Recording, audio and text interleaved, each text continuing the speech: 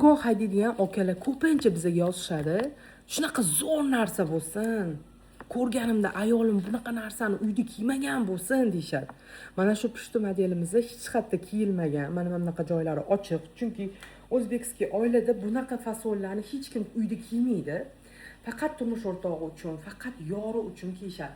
Ayniqsa mama qismida ochiqligi, mayoqchasi ping ping ping qilib turishi, ko'kriklaridagi mama qarang, gullarini, chiroyliligini, shunaqa ham chiroyli bo'ladi. Mama qarang, asalligini, buni необычныйligini.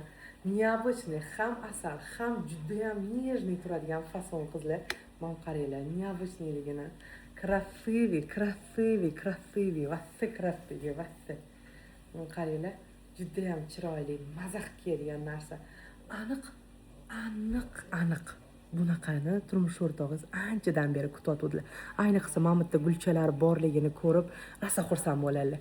Mamut qarang, reskalarini.